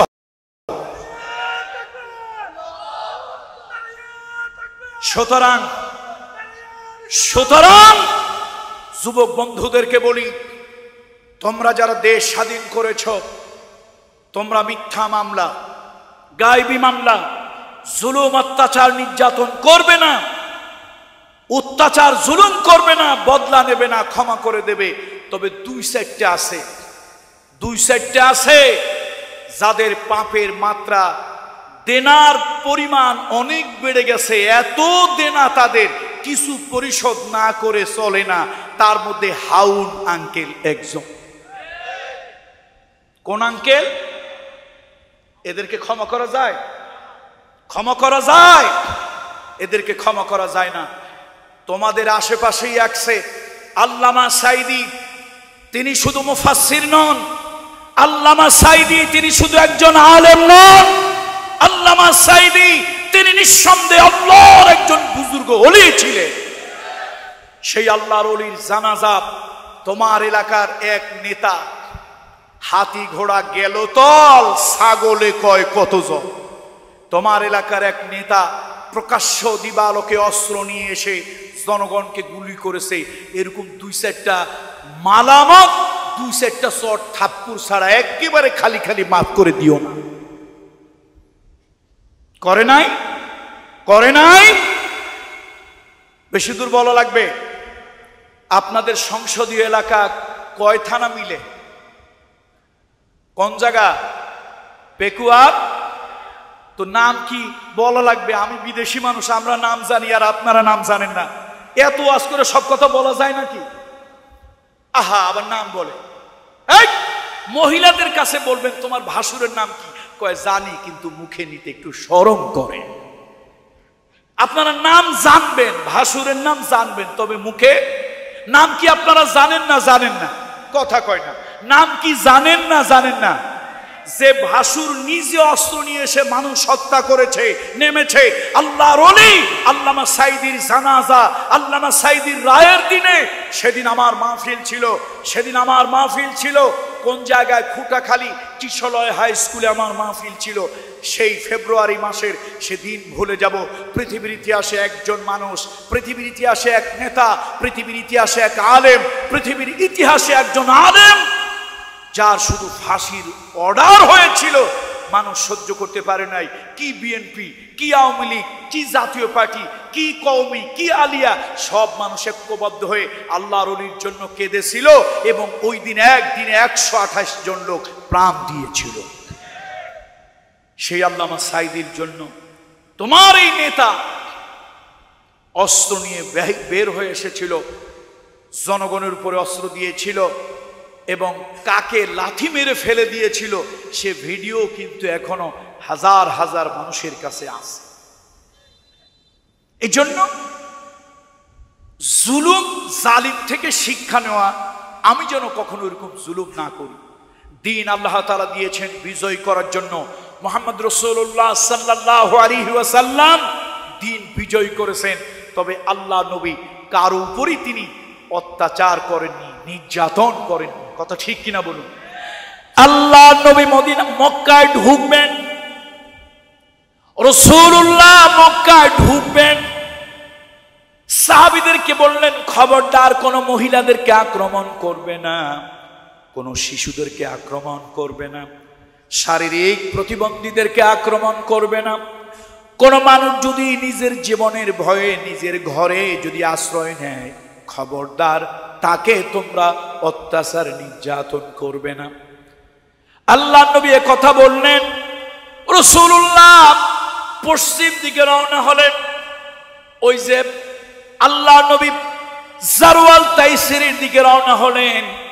ইতিহাস বলে ওই জায়গায় কুয়ার পানি দিয়ে গোসল করে নবীজি খানায় কাবার মধ্যে ঢুকলেন, কাবার চত্বরে ঢুকবেন। আল্লাহর নবী যাচ্ছেন, এক বুড়া মহিলা, বৃদ্ধ মহিলা, হাঁটতে পারে না, সাথে অনেক কিছু ঘাটতি মুস্কা ব্যাগ আছে, কাপড় চোপড় আছে। একজন বুড়া মহিলা, বৃদ্ধ মহিলা হাঁটতে পারে না। বুড়ি মহিলা একবার পড়ে, একবার ওঠে, একবার দাঁড়ায়, একবার বসে। একজন যুবক তার পিছনে জিজ্ঞেস করলো, ওই বয়স্ক লোকটা জিজ্ঞেস করলো, ও বুড়ি মা তুমি কোথায় যাও? বুড়ি বলছে, তোমার কি খবর নাই? তুমি কি জানো না আব্দুল্লাহর ছেলে মুহাম্মদ, মুহাম্মদ ধ্বংস হোক, নাউজুবিল্লাহ, মুহাম্মদ এসেছে, তার উপরে যে অত্যাচার নির্যাতন করা হয়েছিল, আজকে সেই অত্যাচারের প্রতিশোধ নেবে, আজকে সেই অত্যাচারের বদলা নেবে। আমি পালিয়ে যাচ্ছি জীবন ভয়ে। এখন ওই বয়স্ক লোকটা বলতেছে, বুড়িমা তুমি পালিয়ে যেও না, হয়তো মুহাম্মদ অথবা তার লোকজন তোমার কোনো ক্ষতি করবে না। বয়স্ক মহিলা বলছে, না, বিশ্বাস নাই। সে বাপদাদার ধর্মের চুনকালি দিয়েছে, নতুন ধর্মের দাওয়াত দিয়েছে, বাপদাদার ধর্ম পরিত্যাগ করেছে, লাত মানাত উজ্জা হুবল এদের সাথে বেঈমানি করেছে। এই লোকটারে দিয়ে বিশ্বাস নাই, হয়তো আমার উপরে অত্যাচার করতে পারে। বলছে, বুড়িমা তুমি তো হাঁটতে পারো না। কয়, বাবারে আমার তো কেউ নাই। বললো, তোমার গাঠুরিটা আমি একটু নিয়ে দেই। কয়, না, তুমি যে নিয়ে যাবে, তোমাকে পারিশ্রমিক দেওয়ার মতো কোনো টাকা পয়সা আমার কাছে নাই।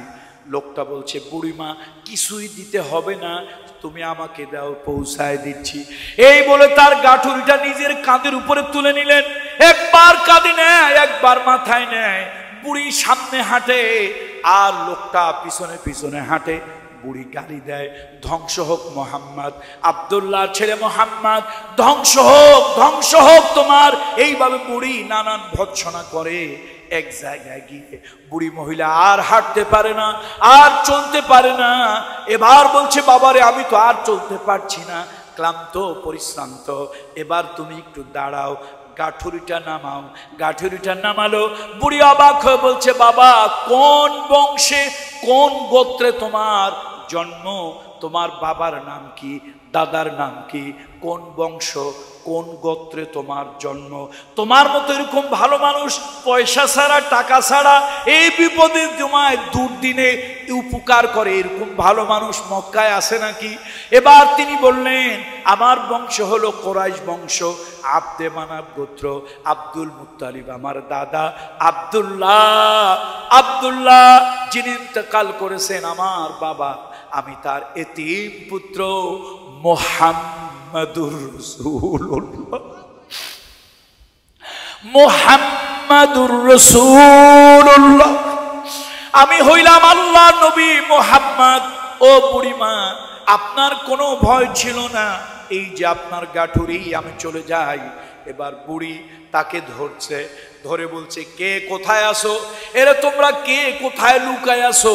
এই বিপদের দিনে, দুর্দিনে, বিজয়ের দিনে, বিজয়ের উল্লাস জ্বালাও পোড়াও করে ভাঙচুর না করে এই বিজয়ের দিনে বিজয়ের উল্লাসের পরিবর্তে আমার মতো একজন অসহায় নারীর গাঠুরি যে কাঁধে করে মাথায় করে বহন করে দেয়, সে সাধারণ কোনো মানুষ নয়।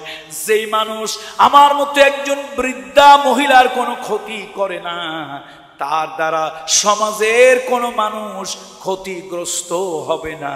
তোমরা বের হয়ে আসো বাবা, তোমার হাতে আমি পড়ে নিতে চাই কালেমায়ে তাইয়্যিবা লা ইলাহা ইল্লাল্লাহু মুহাম্মাদুর রাসূলুল্লাহ সাল্লাল্লাহু আলাইহি। এই জন্য আসুন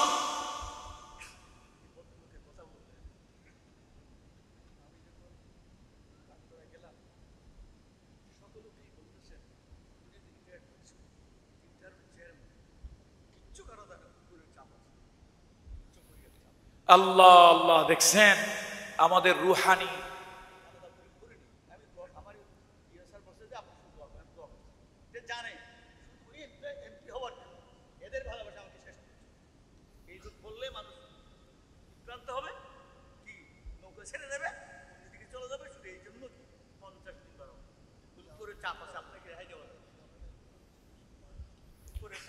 আল্লাহ আল্লাহ আল্লাহ। আমি ওনাকে চিনি, চিনলেও পারবেন না, উপরের চাপ আছে।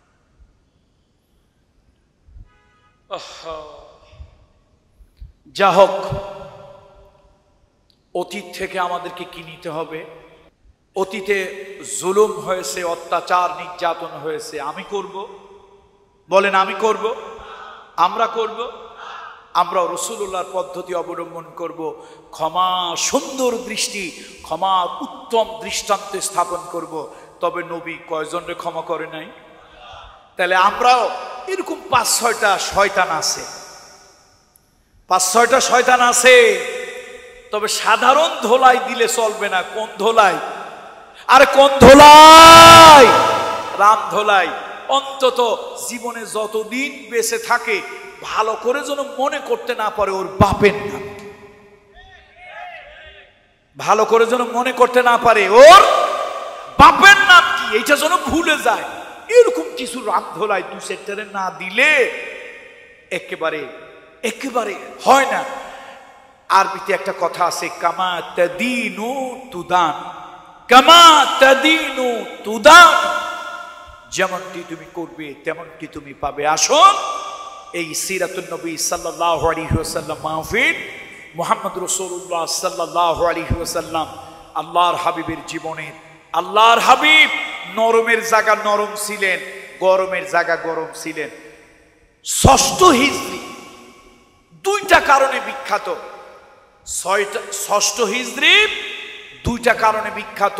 তার মধ্যে একটি কারণ হলো হুদায়বিয়ার সন্ধি। কত হিজরিতে হয়েছিল একটু সবাই বলেন তো, কত হিজরিতে? 6ষ্ঠ হিজরিতে। রাসূলুল্লাহ সাল্লাল্লাহু আলাইহি ওয়াসাল্লাম হুনাইনের যুদ্ধ শেষে আল্লাহর নবী মদিনায়, ইচ্ছা ছিল রাসূলুল্লাহ উমরা করতে আসবেন, কিন্তু আল্লাহ নবী উমরা করতে আসলেন না। রাসূলুল্লাহ মদিনায় ফিরে গেলেন। এবার রাসূলুল্লাহ সাহাবীদেরকে নিয়ে, আল্লাহর হাবিব 1400 সাহাবীদেরকে নিয়ে উমরা করার জন্য আসলেন। আল্লাহর হাবিবের সাথে সাহাবীরা, আচ্ছা বলেন তো উমরা করতে যারা যায় তারা কি ঢাল, তরবারি, অস্ত্র ইত্যাদি কি নিয়ে যায়? একটা মশা মারা যায় না, ইহরাম অবস্থায় মাছি মারা যায় না, ইহরাম অবস্থায় একটা গাছের ডাল ছেঁড়া যায় না, ভাঙা যায় না, একটা গাছের পাতা ছেঁড়া যায় না। ইহরাম যখন কেউ পড়ে, কেউ যখন নিজেকে নিজের উপরে ইহরাম পরিধান করা মানে নিজেকে নিজে কাফনের কাপড় পরানো, আল্লাহর কাছে নিজেকে একজন মুর্দা হিসেবে উপস্থাপন করে। রাসূলুল্লাহ সাল্লাল্লাহু আলাইহি ওয়াসাল্লামের কূটনৈতিক দূরদর্শিতা ছিল। আল্লাহর হাবিব যেখানে যেরকম সেখানে ওরকম। আমরা যেখানে বুজুর্গ হওয়া লাগবে সেখানে মাথায় পাগড়ি দিয়ে বুজুর্গ, যেখানে তাহাজ্জুদ নামাজ পড়া লাগবে সেখানে তাহাজ্জুদের নামাজ, যেখানে মিছিলে নামা লাগবে সেখানে মিছিল, যেখানে প্রতিবাদ করা লাগবে সেখানে প্রতিবাদ, যেখানে প্রতিরোধ করা লাগবে সেখানে প্রতিরোধ। এটা কার সুন্নত? কার সুন্নত? কার সুন্নত? রাসূলুল্লাহর সুন্নত। দেখেন আল্লাহ নবী সাহাবীদেরকে নিয়ে আসছে, নবীর হাতে অস্ত্র নাই, কেন অস্ত্র থাকবে? আরে অস্ত্র দিয়ে তো যুদ্ধ করা বৈধ না, মশা মারা বৈধ না, মাছি মারা বৈধ না, সেখানে মানুষ হত্যা বৈধ কেন? নবীজি আসলেন, তবে চালাকি কিন্তু নবী একটু করছেন, আলহামদুলিল্লাহ বলেন না আলহামদুলিল্লাহ।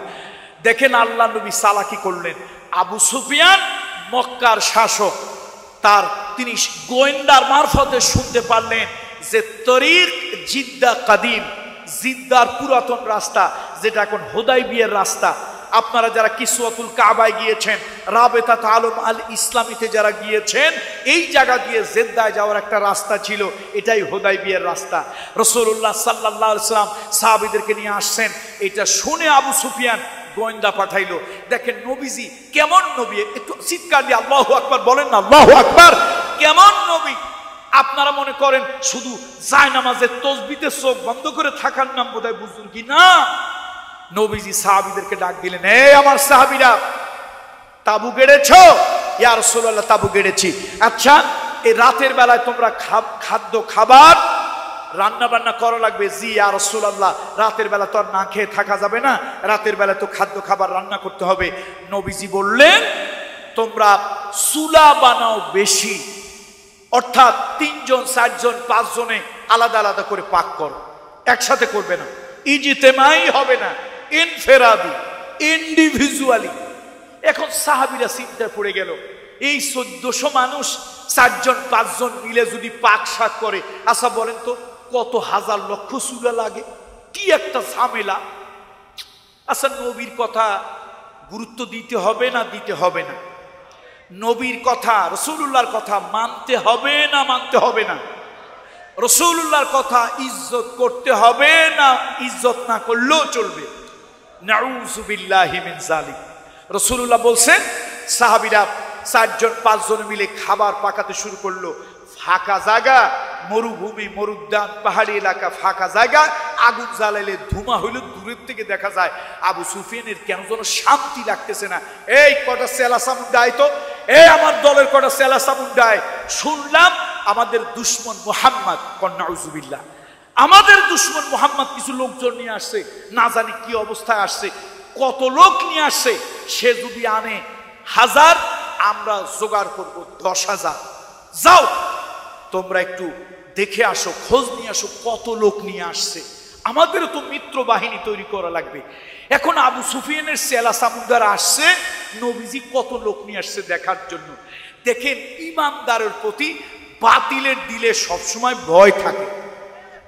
আপনি দেখবেন 5 জন ইমানদার ছেলে এক জায়গা হইয়া আর কিচ্ছু বলে নাই, অস্ত্র নাই, LMG, Adamjee, AK-47, Chinese rifle, Chinese কুড়াল, কিচ্ছু নাই, শুধু নারায়ে তাকবীর আল্লাহু আকবার বলছে। কত মানুষ প্রস্রাব করে প্যান্ট পায়জামা লুঙ্গি নষ্ট করে ফেলছে, শুধু কি বলছে? নারায়ে তাকবীর, লিল্লাহি তাকবীর, আল্লাহু আকবার। এটা ঈমানের পাওয়ার, আর কিছু না। আবু সুফিয়ান তো লোক পাঠাইছে, লোকও আসছে। এখন দূরে দেখে শুধু আগুন জ্বলে। কি জ্বলে? খালি আগুন জ্বলে, রান্না বান্না হয়। কয় যে ভাই রে, এই বাপের কেলা জানটা খোয়াইতে রাজি নাই, এই বুকটারে চেপে ধরে গেছে। আবু সুফিয়ান, এই কি হয়েছে? কত লোক আসছে? কয় দোহাই তোমার, কাবার মালিকের দোহাই, আমার আর পাঠাইও না, বাপের কালের জানটা শেষ করতে চাই না। কেন? কয় যে কাছে তো যাই নাই, এ দূরের থেকে দেখলাম শুধু আগুন জ্বলে, রান্না হয়। ওরে আল্লাহ, কত লক্ষ চুলা, তা ঠিক নাই। চুলা যদি হয় এত, মানুষ আসছে কত, তার তো ঠিক নাই। মানুষ আসছে কত? এখন আবু সুফিয়ান কই, কিরে সর্বনাশ, পাঠাইলাম লোক গোনার জন্য, এ যা, তোরা ভয় ভীতু, তোরা ভীতু, তোদেরকে দিয়ে হবে না। সাহসী কয়েকজন বীর পুরুষ আসো। তো সাহসী কয়েকজন সলিবদ্দি আসছে, বীর পুরুষ, ব্যাঙ্গের লাফানি প্রস্রাবে 3 বার উল্টাইয়া সিটইয়া কাইতে পড়ে, ব্যাঙ্গের প্রস্রাবে বিরাট বড় বীর পুরুষ আসছে। কয় আমরা যাব, তথ্য নিয়ে আসবো। তো রাতের বেলা তো যাওয়া যাবে না, কোন বিপদ আসে, আমরা ভোর রাত্রে যাব। রাসূলুল্লাহ ঘুমাতে যাবেন, দেখেন নবী কারে করে, যেখানে যেরকম সেখানে সেরকম। বলেন, যেখানে যেরকম সেখানে সেরকম। রাসূলুল্লাহ ঘুমাতে যাবেন, কয়েকজন জলিল কদরে সাহাবীদেরকে ডাক দিলেন, উচ্চ অঙ্গের কয়েকজন সাহাবীদেরকে ডেকে বললেন, আচ্ছা এই তোমরা কি সকালবেলায় হাম্মাম, বাথরুম, বাইতুল খালা, গায়েত, লেট্রিন, এখন আবার একটু আধুনিক ভাষা ওয়াশরুম না? বাপরে বাপ, দেশ যে কত পাল্টায়। ছোটবেলা শুনছি আন্ডা বয়জা, শেষ হয়েছে ডিম। ঢাকা শহরে গিয়ে হোটেলে খাইতে গিয়ে দেখি মামলেট। উরি বাপরে, এক জিনিসের কত নাম। তো এখন মূলত ওই সকালবেলার কামকায় সারে যে ছোট্ট একটা ঘরে, নাম কি? হাম্মাম। এখন নবীজি সাহাবীদেরকে ডেকে কাছে, হাম্মাম বানাইছো কত? ইয়া রাসূলুল্লাহ, এত বলি। কয় যে এই 3 ভাগ ভেঙে ফেলো, 1 ভাগ রাখো। এখন সাহাবীদের মাথায় নবীর কথা ঢোকে না। এতগুলা মানুষ, 100-200 লোকের পাক হইলে চুল লাগতো 3টা 4টা 5টা। নবীজি কয় না, 4 জন 5 জন 6 জনের রান্না রান্ধো। চুলা বানাইলাম হাজার হাজার। এখন টয়লেট, হাম্মাম, বাইতুল খালা, লেট্রিন ভাঙা 4 ভাগের 3 ভাগ ভাঙো, 1 ভাগ রাখো, ব্যাপারটা কি? যাক, নবীজি বলছে হাম্মাম ভেঙে ফেলছে। 16টা বানাইলে 12টাই ভাঙছে, 20টা বানাইলে কয়টা ভাঙছে? 15টাই ভাঙে ফেলছে। সকালবেলায় সাহাবীরা কি নামাজি না বেনামাজি? আল্লাহু আকবার বলেন, আল্লাহু আকবার। নামাজ পড়বেন, নামাজের আগে একটু ন্যাচারাল কল, একটু হাজত, জরুরত আছে না নাই? প্রস্রাব পায়খানা কার না হয়? সবারই হয়। এখন টয়লেট বেশি না কম? এক টয়লেটের সামনে সবাই আজানে নামাজের আগে একটু কাম সারার জন্য লাইন ধরে দাঁড়াইছি। ওরে আল্লাহ, টয়লেট তো কম, লাইন ধরে যে দাঁড়াইছে মনে হয় যেন টুঙ্গির ইস্তেমা। এখন আবু সুফিয়ানের লোকদের কথা মনে আসেনি আপনাদের? না ভুলে গেছেন? ওরে বাবা, বীর পুরুষ কয়েকজন আসছে, দূরের থেকে দেখে এক টয়লেটের সামনে লোকের যা লাইন, শত শত লোক। একজন আর একজনে কয়, ভাই এই টয়লেটের সামনে যদি এত লোক হয়, তাঁবুর ভিতরে লোক আছে কত? তাঁবুতে কিন্তু তখন লোক নাই, 4 জন। কয় টয়লেটের সামনে যদি লোক হয় এত, তাঁবুতে না জানি কত। ভাই, বাপের কালের জানটা খোয়ানোর দরকার নাই, চল আগে বাড়ি যাই। কলজাটা ধরিয়া কোনো মতে আবু সুফিয়ানের কাছে গিয়ে, আবু সুফিয়ান কয়, ব্যাপার কি? কয়, রাখো মিয়া, তোমার জানটা তো আগে। তুমি গোয়েন্দাগিরি করতে পাঠাইছো, মোহাম্মদ লোক নিয়ে আসছে কত। আরে ভাই, এক টয়লেটের সামনে গুনতে গুনতেই তো জান শেষ। 100, 150, 200 লোক এক টয়লেটের সামনে। তাঁবুর ভিতরে কত হাজার, কত লক্ষ, কত কোটি, তার হিসাব কিতাব নাই। দয়া করে জানটা বাঁচাইতে চাই, ওখানে যাব। আবু সুফিয়ান কয়, রাতের বেলা পাঠাইলাম, গুনে আসলা চুলা। রাতের বেলা গুনে আসলা কি? আর দিনের বেলায় ভোর রাত্রে পাঠাইলাম, গুনে আসলা কি? না, তোমাদের দিয়ে কাজ হবে না। কিন্তু দেখেন, ভয় কিন্তু আবু সুফিয়ানের দিলে ঢোকছে। ভয় আবু সুফিয়ানের দিলে। চিন্তা করলো, না, যত সহজ ভাবছিলাম অত সহজ না। এবার রাসূলুল্লাহ দেখেন, নবীজির দূরদর্শিতা দেখেন।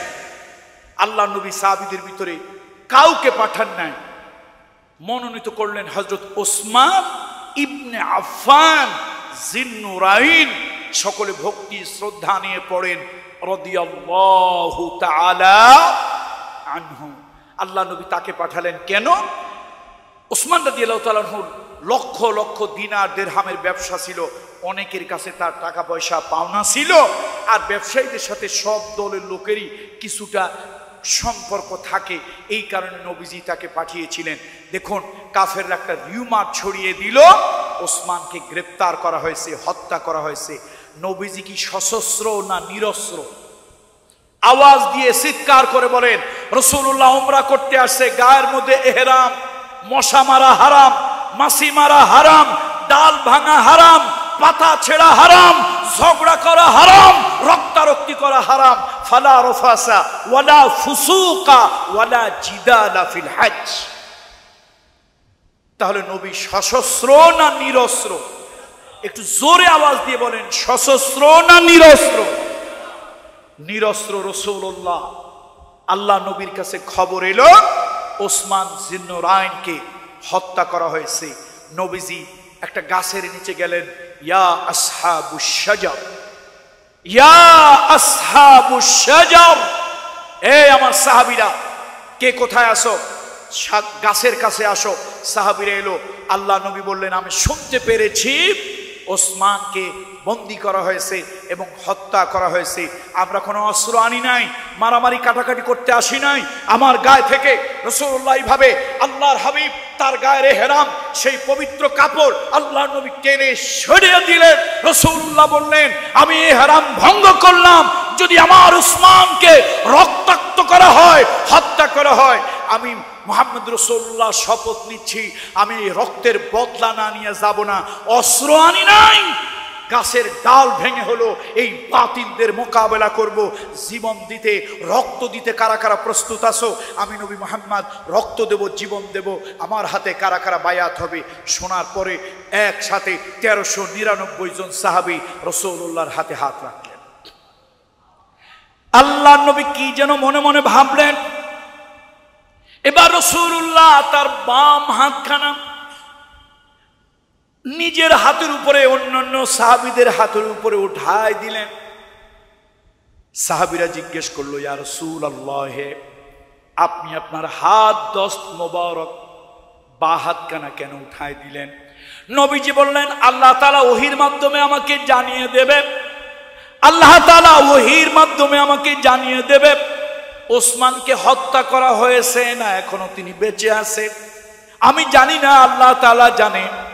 যদি ওসমানকে হত্যা করা হয়ে থাকে তাহলে বদলা নেব, আর যদি ওসমান এখনো জীবিত যদি থাকে তাকে আমি উদ্ধার করব। আর আজকের এই জীবন দেওয়ার বায়াত, জীবন দেওয়ার বায়াত আরশের মালিক আল্লাহ খুশি হয়ে গেছে।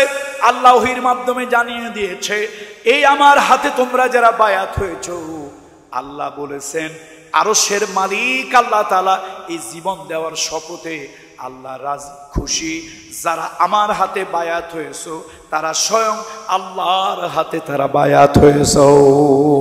ও সাহাবীরা, ওসমান যদি বেঁচে থাকে এই বরকতময় শপথ থেকে ওসমান যেন মাহরুম হয়ে না যায়, এই জন্য আমি ওসমানের পক্ষ থেকে আমার বা হাতখানা নিয়াত করেছি, এটা ওসমান যদি জীবিত থাকে তার হাত। আল্লাহু আকবার। তাহলে